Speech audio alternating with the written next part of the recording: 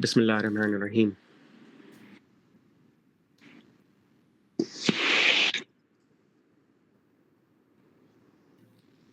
Bismillah ar-Rahman ar-Rahim. Okay, go live now. Here we go. Bismillah ar-Rahman ar-Rahim. اللهم صل على محمد وآل محمد الأئمة والمهديين وسلم تسليما. اللهم صل على محمد وآل محمد الأئمة والمهديين وسلم تسليما. اللهم صل على محمد وآل محمد الأئمة والمهديين وسلم تسليما. صلى الله عليك يا مولاي يا رسول الله. صلى الله عليك يا وعلى آل بيتك الطيبين الطاهرين. صلى الله عليك وعلى آل بيتك الطيبين الطاهرين.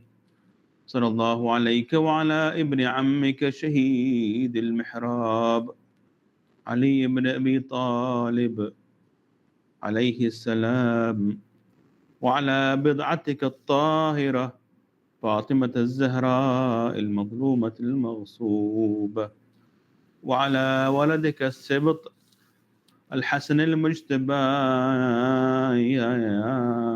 المقطع الأحشاء ورابع أصحاب الكساء، وعلى ولدك الحسين شهيد كربلاء ومسلوب العمامة والرداء. طبتم سادتي وطابت الأرض التي فيها دفنتم، وفزتم هنيئا لكم.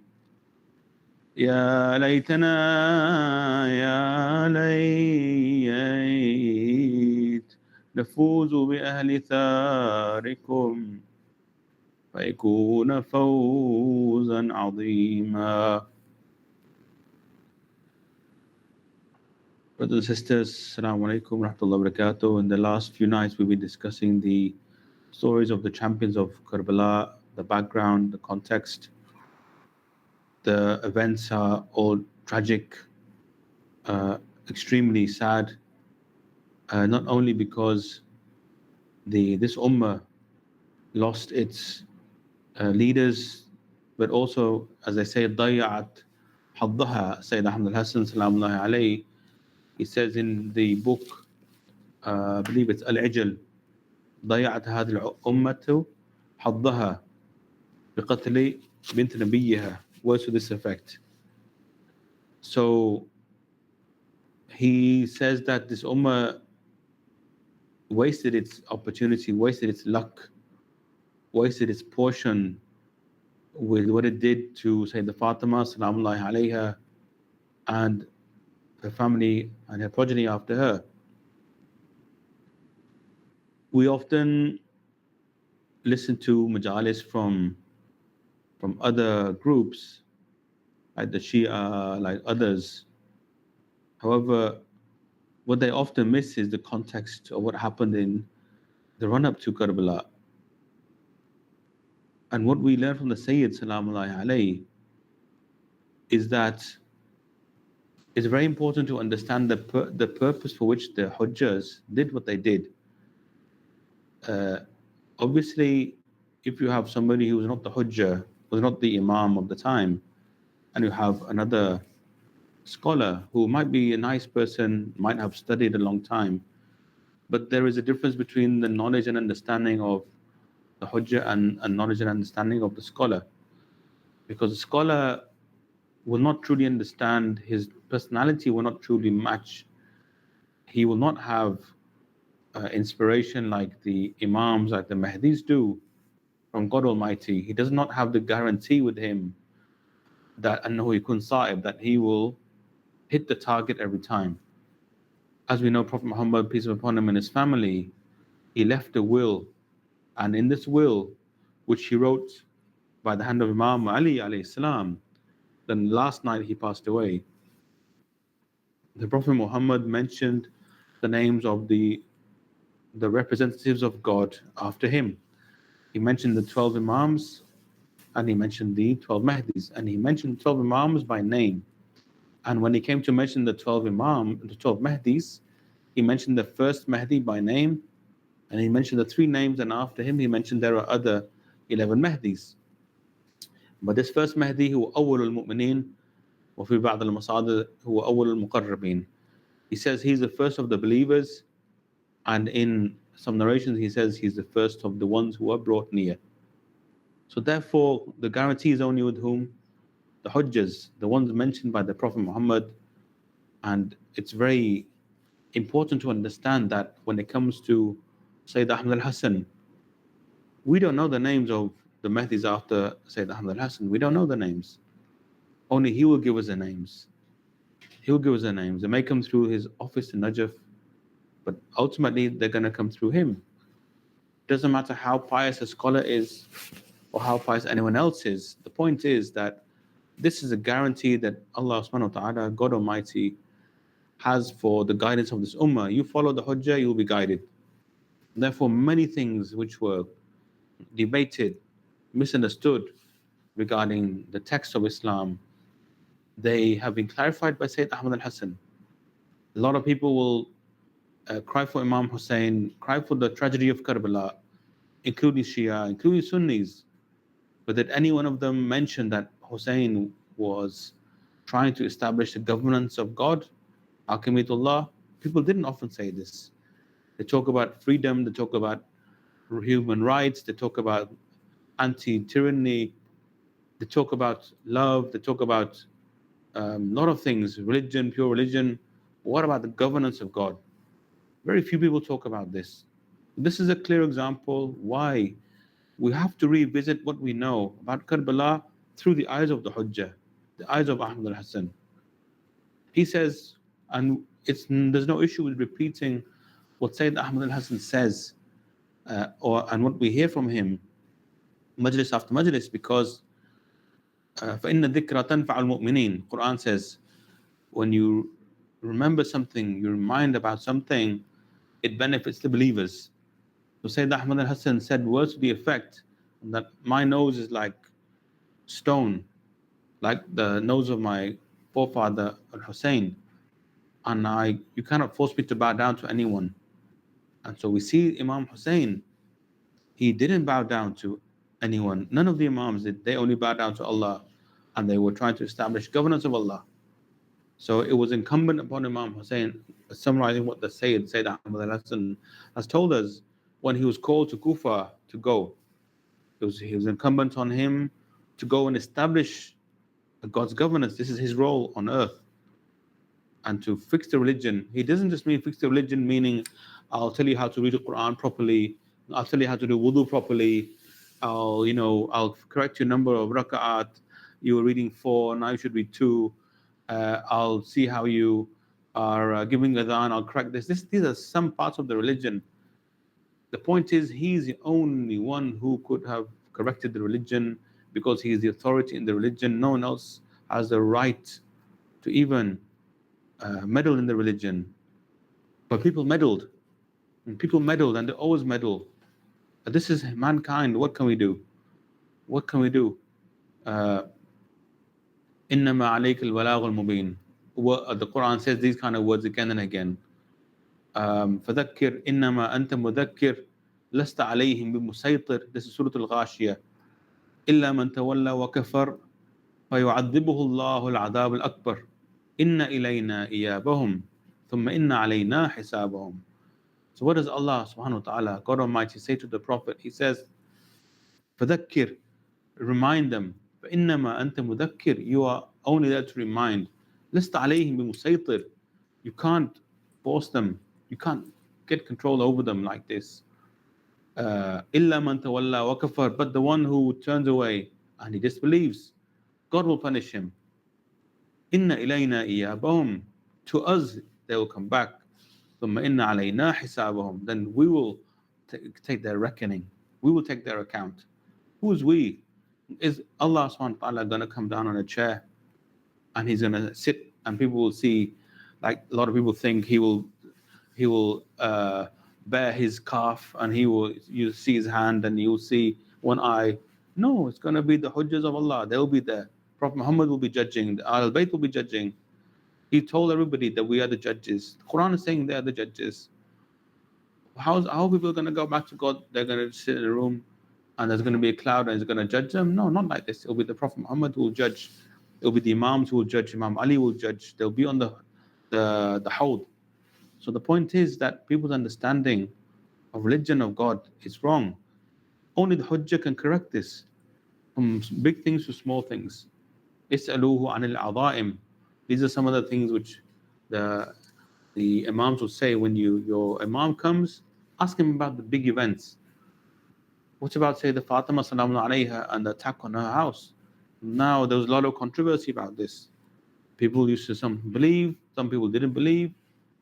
What about the saga of Gilgamesh?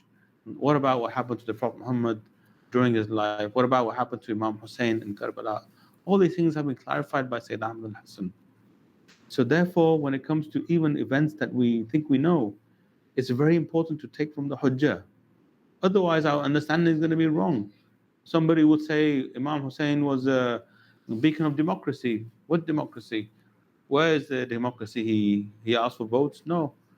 He was going to establish the governance of God, and those people with him, they believed in this vision. They were the best of the best. They really were the best of the best. You didn't find people better than them on earth. And the purest, choicest ones were chosen to actually partake in Karbala.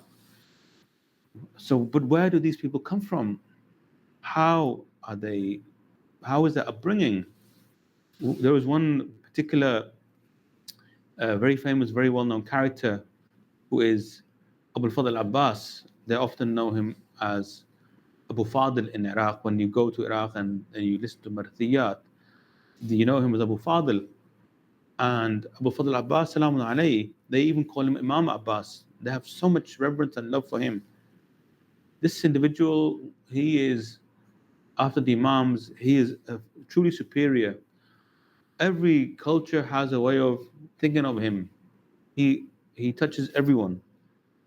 He is also known as Alamdar. Alamdar means it's like Farsi, the one who carries a flag, because he was a flag carrier, flag bearer for Imam Hussein and Imam Ali.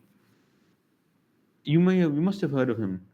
The point is, though, that such a shakhsiya azima, amazing personality, they have a role to play, but they had a mother, they had upbringing, they had tarbiyah. Who was his mother and where is she buried? I mean, sometimes to understand Isa alayhi salam, you need to understand something about Maryam alayhi salam. Do you know that there is in Egypt, there's something they call the Holy Family Trail, where say the Maryam alayhi salam, Isa alayhi salam, Yusuf al-Najjar, Joseph the carpenter, they traveled to around 25 spots in Egypt up and down the Nile. So when you begin to understand, and this is when Jesus alayhi salam was a baby, just to give you historical context, when you begin to see this, you know that, say, the Maryam alayhi salam, she was also mujahida. She was also a warrior trying to protect the Hujjah of the time. This was her role. She knew how to protect. She also was inspired. She saw Jibreel alayhi salam. He told her she was going to have a son. So in the same way, every pious imam, every pious Hujjah, they have pious upbringing. They come from pure lineage. Imam Ali, Prophet Muhammad, they used to say, Prophet Muhammad specifically used to say, Ya Ali, the one who believes in your wilayah, tabat wiladatu, or words to this effect, that his birth is honorable. The one who doesn't, his birth is not honorable. So for this reason, there is a link between the family values, between your honor, between belief in Ahlul Bayt. So therefore, the ones who give birth to the pious individuals, they are from honorable lineage, they're from honorable mothers and fathers. So coming back to Sayyidina Abu Fadl Abbas, alayhi salam, he was revered by Sunnis by Shia until today. If you go to Al-Masjid al-Nabawi, and I do recommend everyone visits, look at the roof of the Prophet Muhammad's mosque before the Darih, before the burial place, and you'll see two open courtyards. And read the names. You'll see the names of the Prophet, the names of the Imams, the names of some Sahaba, the names of the four Imams of the Sunni world, and the names of the 12 Imams. All the 12 Imams are there. And also Abu Fadl Abbas's name is there, as I recall. And they used to revere him. So he wasn't just any ordinary individual. If you read the book Kinab al-Mawadda, you'll see he's mentioned and his sacrifices are mentioned. His personality is so big after Imam Hussein that we cannot possibly cover him in just one sitting. We have to cover him in a couple. So today, inshallah, we'll talk a bit about al-Banin. So I was asking, where's al-Banin buried? My brothers and sisters, if you ever go to Jannatul Baqi' in Al-Madinah al-Munawwara, you go inside and please try and memorize this information because for sure, Prophet Muhammad, Imam Ali, they knew who's buried where in their time. You go inside Al-Baqi', usually they allow you in after Fajr or after Asr. You go inside, as you go in, you will see they force you to go to the right and they force you to stay away from the Qubur A'immat al-Bayt. They force you to stay away from the graves of the al-Bayt, Imams. They force you to go round in a circle and then you come out back to the same entrance where you went in. As you're coming out, you will see on the right, there are barriers there. And if you get a chance to look beyond the barriers, you will see like a squarish kind of remnants or the foundation of a building.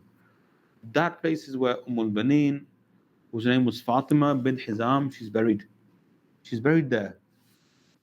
Why do they have a guard there? Pray tell, what is it that's so scary to them that they have to have a guy posted, a Wahhabi ignoramus, ignorant man who doesn't tell you anything and he doesn't let you stand there? Why is it? Because they are threatened by her contribution to Islam. She is almost like a cornerstone of revolution. Why? Because she had four sons. She gave birth to four sons. This is why she was known as Banin. But there's a story about her in her childhood that she was very pious. So her name was also Fatima, as I mentioned earlier. There's a story about her that when she was young, she said to her father asked her to memorize some portions of the Quran. So she agreed, but she said in return, I want some money. So her fathers, being fathers, they're always lenient and loving to their daughters. So he agreed, but he was surprised. Why is she asking for money? When she memorized the Quran and the part of the Quran and she read it to her father and her father gave her the money, then what she did was he saw that she went and she gave it away to some poor people. So this is her from childhood, al-Banin, radiallahu anha wa ardaha. So she married Imam Ali ibn Abi Talib alayhi salam after Sayyidah Fatima al-Zahra passed away. And the narrations say that her name was Fatima, but she used to say to him, don't call me Fatima because I don't want Sibtain and Hassanain to feel loss for the mother. So she became known as al-Banin. She bore four sons. She bore four sons. One was Abbas or Abu al-Fadl Abbas. We know him because one of his sons was named Al-Fadl. She also bore Ja'far, she bore Uthman, she bore Abdullah. These are her four sons. All these four sons were actually martyred in Karbala. All of them were martyred in Karbala. It's narrated that when al-Banin, radiallahu anha, she was in Al-Madinah al-Munawwara, when she heard news that her sons had been martyred, then she would go into Jannat al-Baqi and she would wail very loudly. She would wail very loudly because, of course, you have to remember, Jannat al-Baqi is in Al-Madinah Munawwara. Makkah is around 4 hours drive from there. And from Makkah, then the caravan of Imam Hussein went with her sons, all four of her sons, they went to Karbala.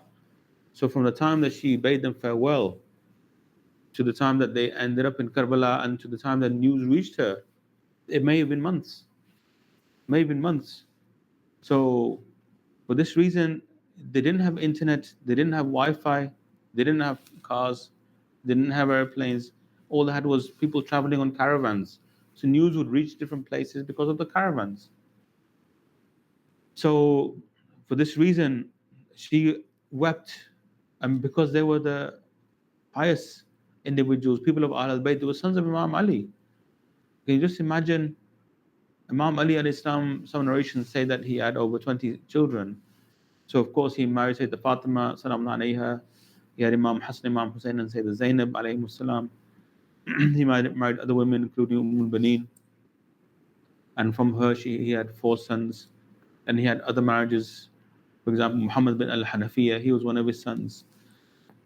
And the narrations say that uh, the sons of al-Baneen, radiallahu anha, they were all very strong, they were all very pious, and they all supported Imam Hussein. Obviously, they supported Imam Hussein if they ended up in Karbala, and they got martyred in Karbala. So al-Baneen said that she was born into a tribe known for bravery and chivalry of its men. Her father was Hizam ibn Khalid ibn Rabi'a ibn al-Walid ibn al-Wahid. I'll start again. Her father was Hizam ibn Khalid ibn Rabi'a ibn al-Wahid ibn Ka'ab ibn Amr ibn Kilab. So here it seems this is Kilab bin Murrah, who goes back to the same lineage of the Prophet Muhammad, peace be upon him, and his family.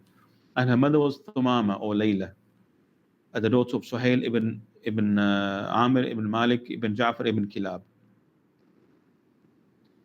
So, who actually arranged for her marriage to Imam Ali alayhi salam? It was Aqil, the brother of Imam Ali. If you remember, Muslim bin Aqil, son of Aqil. Aqil, pious, arranges the marriage of Imam Ali to al-Baneen. She gives pious sons. So you can see how the clan of Ahl al-Bayt was growing.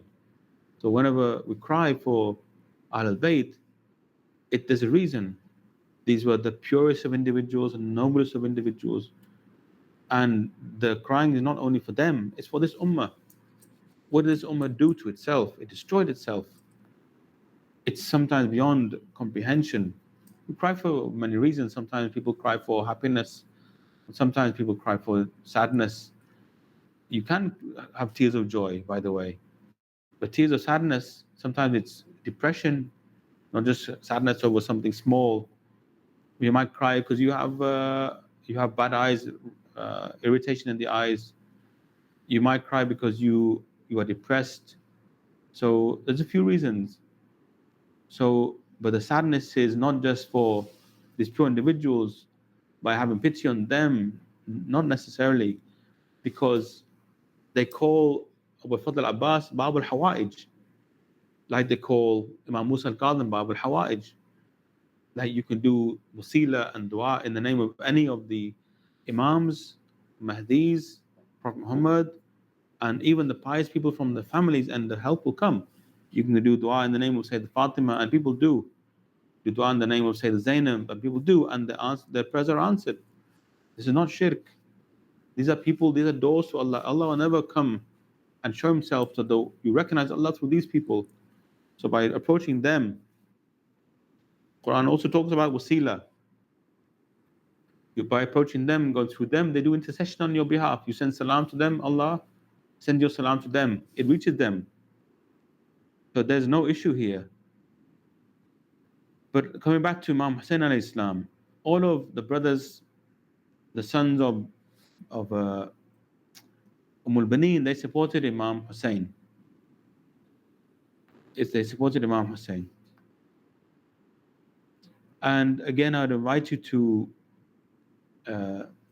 visit Al-Madinah Munawwara, visit the house in which the family members of Imam Hussein returned after Karbala, after they came back from Syria. There is a house, it's around between 2 and 4 kilometers, around 4 kilometers from the Haram, in a kind of southerly direction as you go towards Hijra Road. And it's behind Masjid Bani Dinar. And it's also called Masjid Minaratain. That masjid, behind this masjid, there is a house. This house is the house which Al al-Bayt have come back from Syria. They settled in this house. This is the house where Sayyidah Zainab, Salaam alayha, Imam Zain al-Abidin, and al-Banin, they first gathered. And Salma also came. And if you remember, we mentioned in the previous Majlis, Salma was one of the wives of the Prophet Muhammad who was close to Prophet's family. She narrated the narration about the Kisa. She said that it happened in her home. She narrated the story of Rasulullah, Prophet Muhammad, having a dream about Karbala and be given the vial of dust. And then when that dust was going to turn red, then he said to her, then you know Hussein has been martyred. So this is Salma. So she also used to gather and do Majlis Aza in this home. So this home is where Ahl Bayt alayhim Islam ultimately moved to. Imam Zain al-Abidin moved there. Imam Baqir alayhi Islam was a child there. How long they were there, we don't know. But what we do know is that Imam Ja'far alayhi Islam, after some time, he moved to Abwa. There's a place called Abwa, which is between Jeddah and Badr. This place is where Prophet Muhammad's mother passed away and she was buried. So Imam Ja'far alayhi Islam, after Medina Munawwara, he also had a home, a Madif, in Abwa. So may he have kept his home in Medina Munawwara because he used to teach there. But before Al-Medina Munawwara, he had a home, or he had a Madif in Abwa. So Imam Musa ibn Ja'far was born in Abwa, and then he took Imam Musa al-Kadhim alayhi Islam to Medina for the Aqiqah. So he had a home there and he had a home here in Abwa. But what I'm trying to say here is, at the point in time, they came and they settled here in this house. So maybe Imam Ja'far alayhi Islam at some point, he moved to Abwa, maybe he was in between the two places, maybe he was in Makkah. But this house is still standing, brothers and sisters. Miraculous is still there. And people from all over the world, they come to this house where the Ahl al-Bayt, they gathered and they would do Marsiyah, they would do Azah, they would do Noha. How else do we know what happened in Karbala? Who would keep this alive? Who was interested? Ummah betrayed them. And one of the casualties is al-Banin and also her pious sons. So when al-Banin, radiallahu anha wa ardaha, she came back from, when she heard, the news of what happened in Karbala, and the news came back to her from Karbala, then she used to go to Al-Baqi, Jannat al-Baqi in Al-Madinah Munawwara, just near the Prophet's mosque, which is the graveyard of Sahaba and Al-Bayt. And she would go there and she would lament. And she would lament so heavily that even Marwan bin al-Hakam, who was a solid enemy of Prophet's family, solid enemy of them, even he would lament and cry. Why would he lament and cry? What's in it for him? Because he realizes the mess that Banu Umayyah have left, that it reached this point that Hussein ibn Ali, the fifth one of the people of the cloak, has been martyred, and the clan of Imam Hussein alayhi salam been martyred.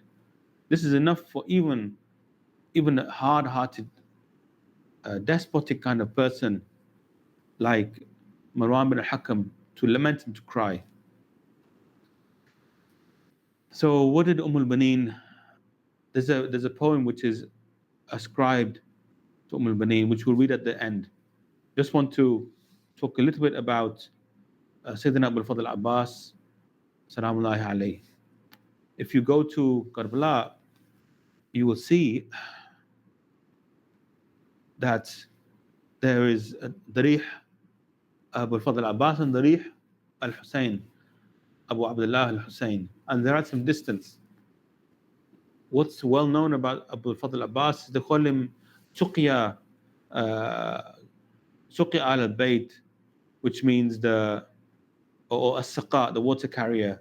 They call him the standard bearer, Al-Amdar, or Hamil al-Raya, as we mentioned earlier. They call him Al-Abdul Salih, the pious individual.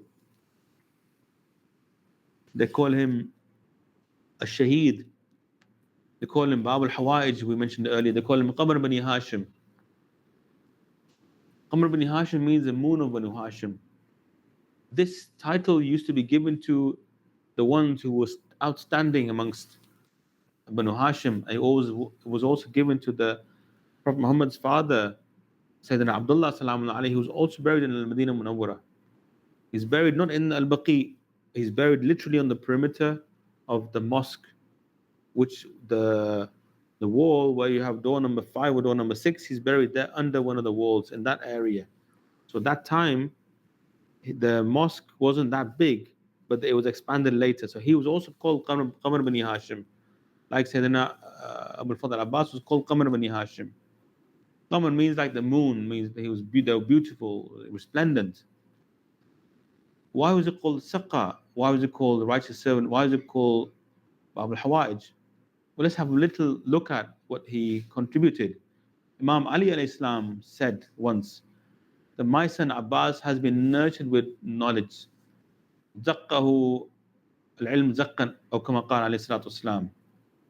زق العلم زقا, words to this effect. So again, this is another indication that Al-Bayt, Banu Hashim, had the natural propensity, هم مفطورين أنهم فطنة, they are naturally gifted towards religion. It's in their genes, it's in their DNA. But the inspired ones, they're inspired generally speaking. They get inspiration, but the ones who are official representatives of Allah, the official reps, official khulafa, hujjah of Allah, are the ones in the will of the Prophet Muhammad. But the ones around them were like, if you imagine a flower amongst a meadow of beautiful grass and other flowers, it's like this. So the inspired ones, official inspiration, official hujjas were the imams and the mahdis amongst this beautiful, beautiful gathering of pious people from Banu Hashim. So they were naturally inclined towards understanding the Quran, naturally inclined towards supporting the hujjaj, the imams. But let's look a little bit around his Sayyidina Abu al-Fadl Abbas's contribution. Was he involved in battles? Yes, he was.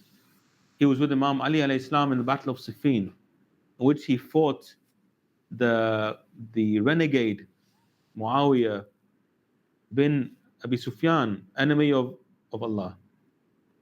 So in this battle, Siffin, Qamr bin Hashim, Abu al-Fadl Abbas, he took part, and so when Muawiyah, this is a very important point, when Muawiyah la'natullah alayhi took control of the water where they were about to have the battle, the Imam Ali alayhi salam sent Sa'sa bin Sawhan, another name, please remember this name, Sa'sa bin Sawhan.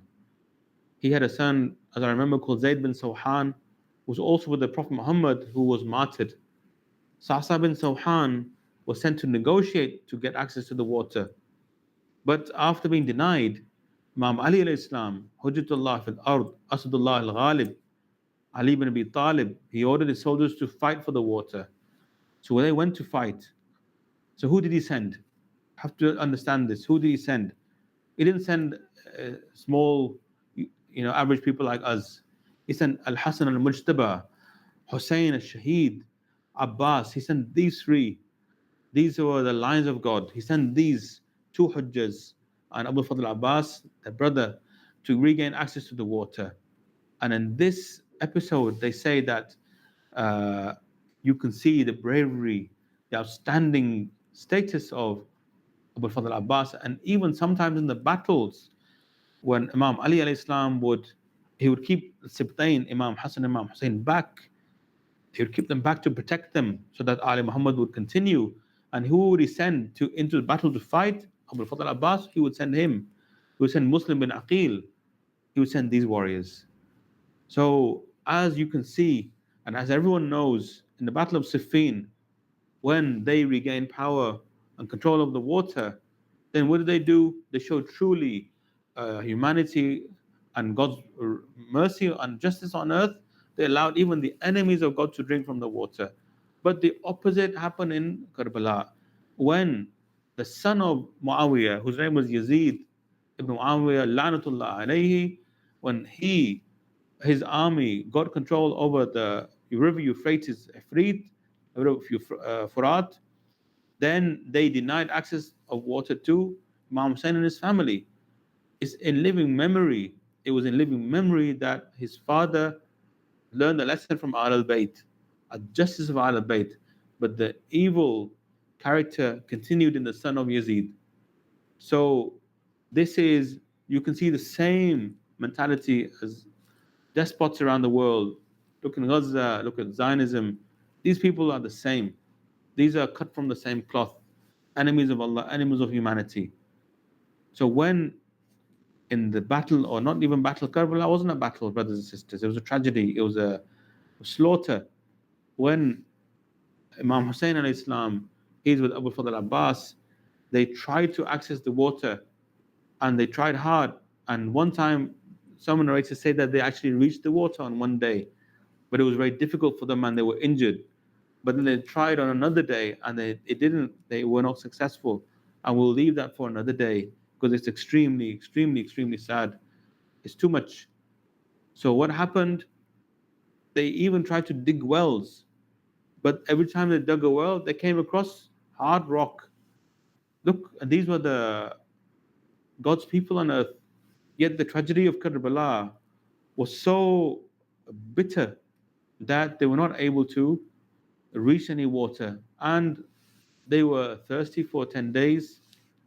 So much so that they narrate that the Imam Hussein alayhi salam lips were cut because of dryness. How they managed, they had strength of faith, much stronger than us today. Us who live in AC, live in luxury life, we put on weight, we don't have to go hungry much. Ramadan is hard for us. These individuals, they were still thankful to Almighty God despite everything that the enemy of God was putting them through. So we will probably discuss Sayyidina Abu Fadl Abbas, Salaamullah alayhi, tomorrow. Let's just talk a little bit about his son, just so for our knowledge. So he married Lubaba bint Ubaidullah ibn al-Abbas ibn Abdul Muttalib. So again, he married into progeny of Abdul Muttalib, Salaamullah alayhi. He's only 4 or 5 generations removed from Abdul Muttalib. 1, 2, 3, around 3, 4 generations removed from him. And look at what happened. They were slaughtered. He had a son called Al-Fadl, hence the name Abu Al-Fadl. He had another son called Ubaidullah. And the lineage of Sayyidina Abu Al-Fadl Abbas continues through Ubaidullah. Ubaidullah had 2 sons, Abdullah and Hassan. And the descendants of Ubaidullah, his son Hassan, include prominent figures known for their scholarship and their valor. Abu Fadl Abbas, they say when he was powerful, courageous. When he sat on a normal sized horse or a small horse, his feet would touch the ground. He was actually the kafil, who was like the sponsor, the guardian of Sayyidah Zainab and the daughters of Imam Hussein and the women of his family. And just to give you a little bit of a taste of what happened when, in one of the narrations, it says that when Imam Hussein al-Islam and Imam Zain al-Abidin were the only ones left in the tents, and Sayyidah Zainab had heard that Abu Fadl Abbas Salaamullah alayhi had been sent by Imam Hussein to get water and he didn't make it back. And Sayyidah Zainab knew this, and it was one of the extreme tragedies, unbearable for all of them because of the history of the valor and the successes in the path of God by the Ahl al-Bayt and by Abu Fadl Abbas. So this is one of the reasons why you find his grave at distance from Imam Hussein alayhi salam's grave. It's maybe 150 meters away. So when they found out that Abu Fadl Abbas had been martyred, they didn't tell Imam Sajjad because he was already ill. So when he was asking Imam Hussein what happened to all the men, he mentioned Imam Zain al-Abidin, Ali ibn al-Hussein, who's the only one, as we understand, of Imam Hussein's sons who survived from Karbala. So he said, what about Habib ibn Mudahir, Muslim ibn Awsaja, Zuhair ibn al-Qayn? These were all well-known warriors of the Shia of Imam Ali, Some of them with Imam Ali who were with Imam Hussein, but they were trusted individuals of Imam Hussein. He knew them specifically, personally. And then he said, my son, they've all been martyred. And so he cried heavily. And he said, what about Aina Ammi Abbas? What about my uncle Abbas?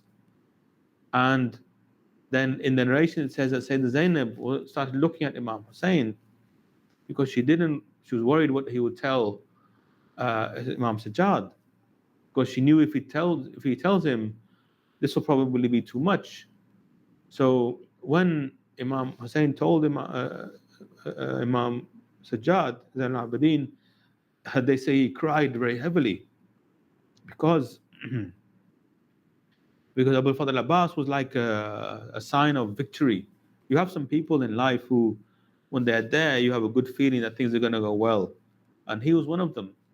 In fact, some of the narrations, they say when say the Zainab, Salamun alayha, which is extremely sad to tell you this, but they say when when she was in Karbala and she heard that, for example, Muslim bin Awsaja, Habib al-Mudahir had arrived, she would become very happy because these, of course, were bastions of courage and bastions of honor and justice.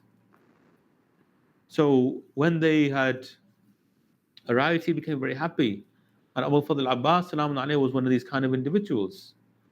So when each one of them is mentioned by Imam Hussein as being martyred and killed, then the grief only increased. It's not necessarily that she thinks she's going to be killed. It's not like this, because for sure she had an understanding that she would survive. But everyone knew Imam Hussein would be killed, would be martyred. So it was only a matter of time, brothers and sisters. Once all the champions have gone, once Abu Fadl Abbas Salamun alayhi is gone, of course the horde, the enemies of God, are going to try and hunt down the last remaining men, who was Abu Abdullah alayhi salam. And it was God's decree, God's will, that Imam Sajjad was not well enough to go and to fight, but he tried. So he would say the Zainab or Ammati Zainab, give me a stick, give me a sword. And Imam Hussein said, in some narration it says, where are you going? And he said that I want to fight to save the son of Allah's messenger, meaning his father. So at that point he would say, no, you have to stay here, because somebody has to carry on. And it was at this time when, by divine decree, Allah subhanahu wa ta'ala, he kept the imamat going. Even the warriors and the bastions of justice, like Abu Fadl Abbas, who is now at some distance from where Imam Hussein was finally buried. Even he, such an amazing individual like him, was killed in the worst possible way, because when you see cowards and they see a lion, think of it like a hyena and a lion, they will lap and they'll try and cut at the rear end of the lion. This is their nature. This is all they know. They only know how to bite something until it's no more. They bite at the soft parts of the body. So this is why they're so dangerous. But a lion like Abu Fadl Abbas, he was ultimately attacked by enemies of God, and he was felled. So before he was martyred, he had his three brothers with him, and they were all single. They didn't have any children. So he encouraged them all. He said to them, "You don't have any children, so you need to get into the battle and fight on behalf of Abu Abdullah." This was before he himself gave his life, and they all fought and they all were martyred. So, bringing this extremely sad, and as you can see, very heavy story to a conclusion, what did Anha, what did she read when she found out that her sons had been martyred in Al-Madinah Munawwara. What she went to Al-Baqi and she would lament. And maybe this is the poem she would read there, which made even Hisham bin Abdul Malik a true hearted enemy of Prophet's family. And if my memory serves me well, Hisham bin al-Hakam, Hisham bin al-Hakam, as if I remember correctly, may have been the one who, they say in the Battle of the Camel, when anyone tried to get to the camel of Aisha, the widow, one of the widows of Prophet Muhammad, he was the one who was chopping his hand.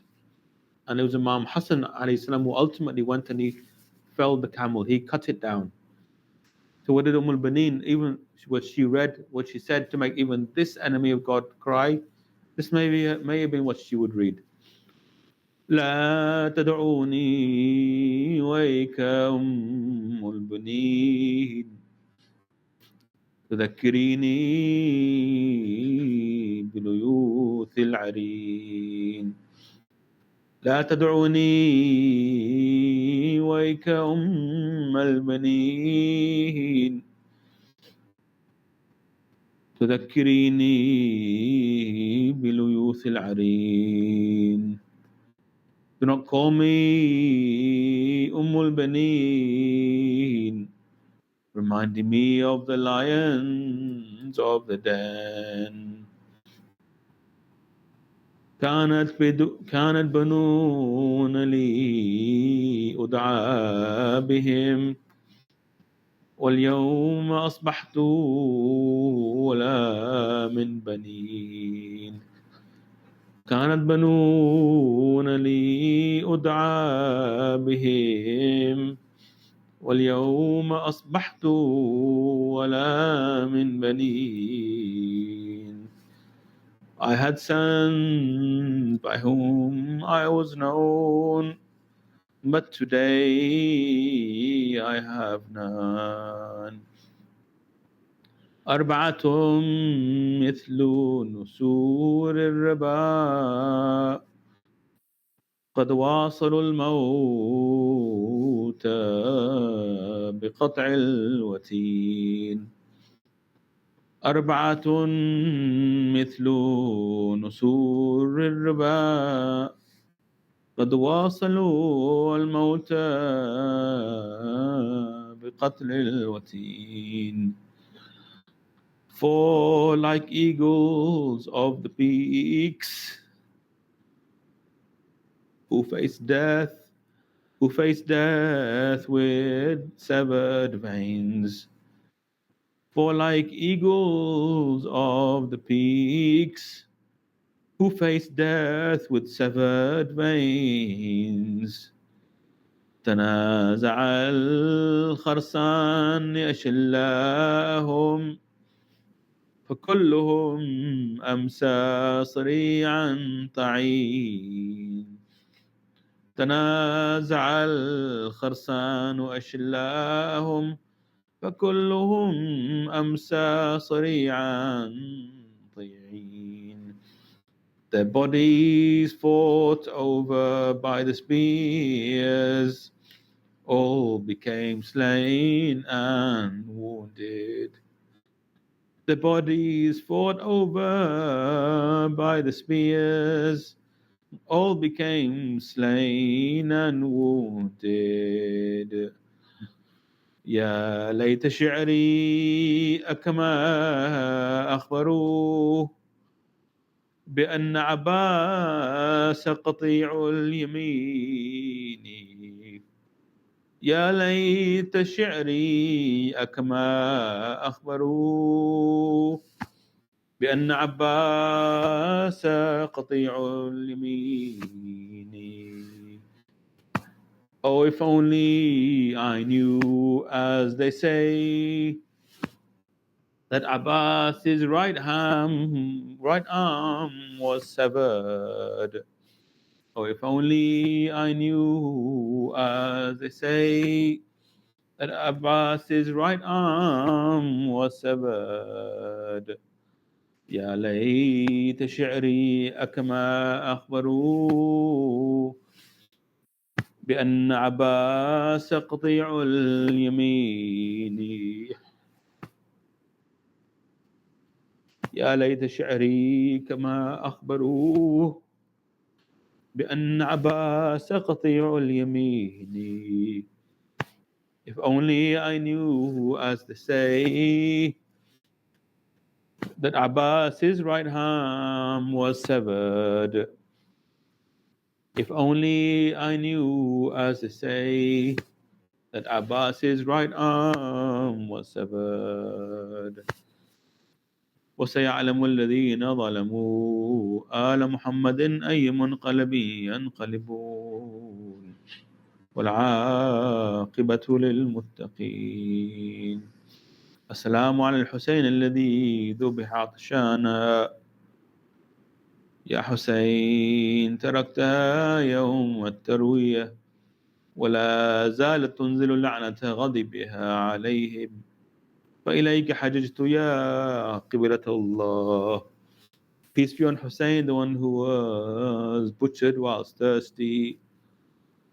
O Hussein, you left it on the day of Tarwiyah, the Kaaba, and it kept sending the curse of its anger on them.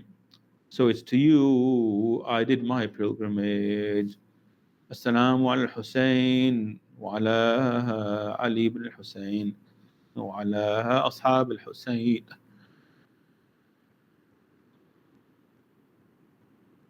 wa ala azwaj al-Hussein wa ala qabilat al-Hussein. وصلى الله على محمد وآل محمد الطيبين الطاهرين الأئمة والمهديين وسلم تسليما كثيرا.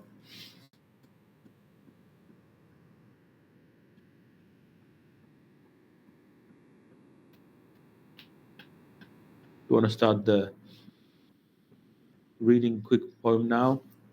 Inshallah, just quick reading contribution from my daughter, inshallah.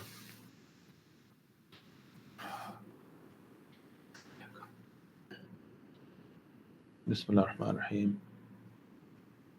Peace be upon you, the wife of the beloved one of Allah. Peace be upon you, the wife of the commander of the faithful. Peace be upon you, O Al-Baneen. Peace be upon you. Start again. Read loudly. Peace be upon you, the wife of the beloved one of Allah. Peace be upon you, the wife of the commander of the faithful. Peace be upon you, O Al-Baneen. Peace be upon you, the mother of Abbas, son of Amir al-Mu'mineen. Peace be upon you and your 4 sons, who sacrificed their lives on Imam Hussein. May Allah be pleased with you and make heaven your home and resting place, with Allah's mercy and blessings. O intimate of Allah, stand by us when Allah sits in judgment over us. Salawat. أحسنتي. اللهم صل على محمد وآل محمد الأئمة والمهديين وسلم تسليما. Well done, mashallah. If you want to do a recitation, brothers and sisters, inshallah, it's over to you.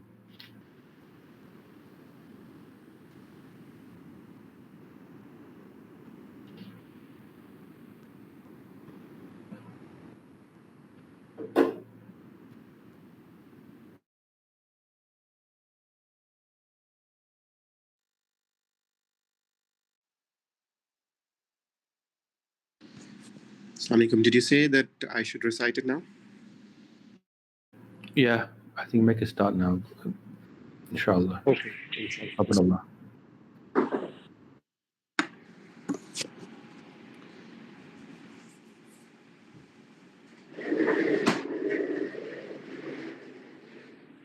Bismillahirrahmanirrahim. Hussein al-Gharib al-Gharib al-Hussein. Hussein al-Shahid al-Shahid al-Hussein. Hussein al-Gharib al-Gharib al-Hussein. Hussein al-Shahid al-Shahid al-Hussein. You are the grandson of Mustafa, one of the 12 sons of Fatima, the purest of soul with highest purity. Yet thousands who called Muslims showed no loyalty.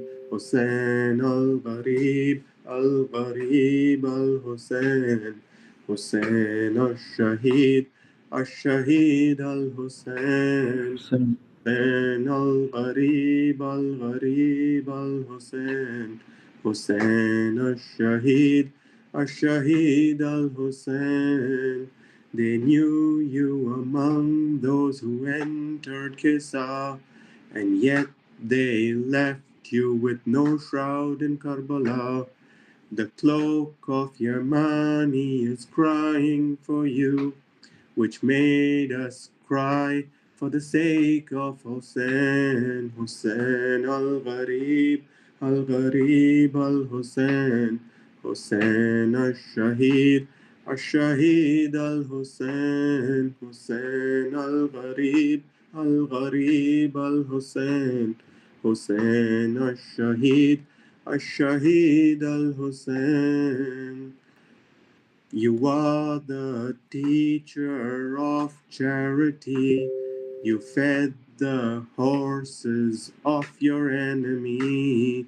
From darkness into light you set Hur free, who died as Shaheed and father of Shaheed. You pleaded for Asghar, who was thirsty. Arrows they fed for your infant baby.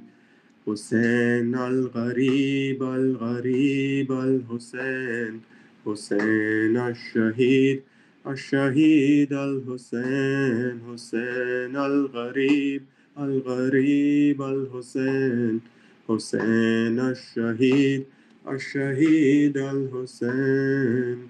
You are the lantern of guidance. You are the salvation of all humanity. Those who got in your light called out your name. In your arms you carried them back till only you remained. Sakina, your daughter, went from crying in your arms to see the head of on the spear in the court of Sham. Hussein al-Gharib, al-Gharib al-Hussein, Hussein al-Shahid, al-Shahid al-Hussein, Hussein al-Gharib, al-Gharib al-Hussein, Hussein al-Shahid, al-Shahid al-Hussein. You are the root of the branch that sweetens Zain al-Abidin, a branch that weakened with what his eyes had seen. He endured the scene of Karbala and held his belief, added to his own suffering, no sign of his relief.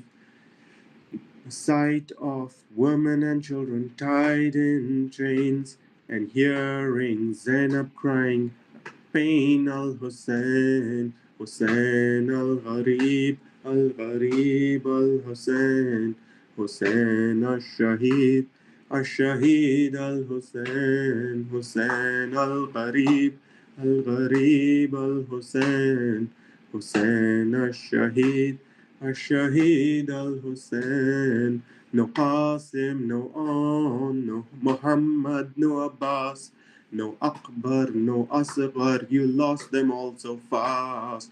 O Allah, please accept this humble sacrifice. The words of Imam when Asr time arrived.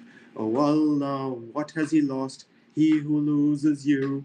But O Allah, what can he lose? He who finds you.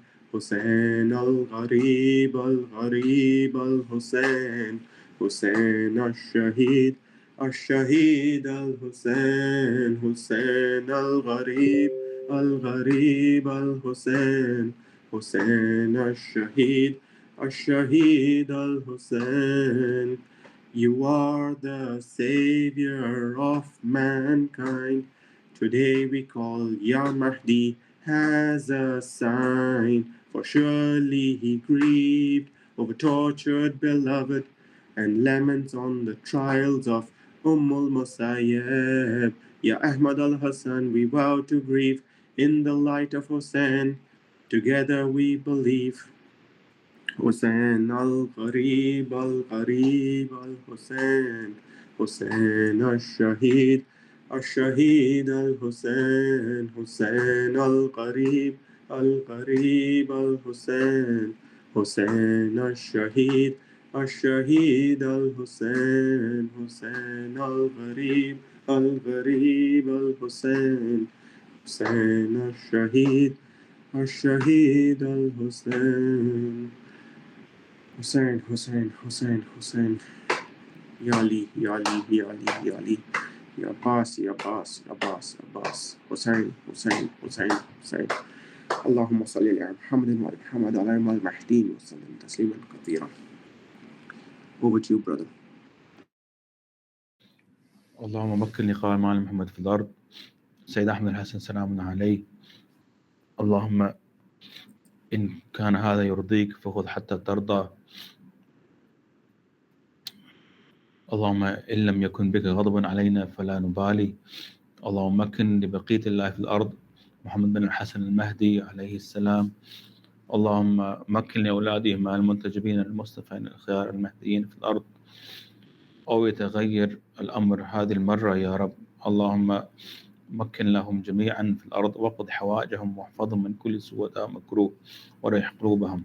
Oh Lord, establish the Qaim of Ali Muhammad in the earth, Sayyid Ahmed Al-Hasan, establish the remnants of Allah in the earth, Al-Imam Muhammad bin Al-Hasan Al-Mahdi. Oh Allah, if this pleases you, then take until you are pleased. Oh Lord, as long as you are not angry with us and we do not mind. Oh Allah, establish the progeny of those two, Sayyid Ahmed Al-Hasan and Imam Mahdi in the earth, the Mahdis, the chosen ones from the progeny, and spread the da'wah around the world. Oh Lord, let the matter change this time and give them success and spread the da'wah everywhere. Oh Allah, accept us in this noble effort with our humble activities. Allahumma innaka tu'ti al-kathir bil-qaleel. Oh Allah, you give a lot in exchange for very little, and we truly have brought very little. Allahumma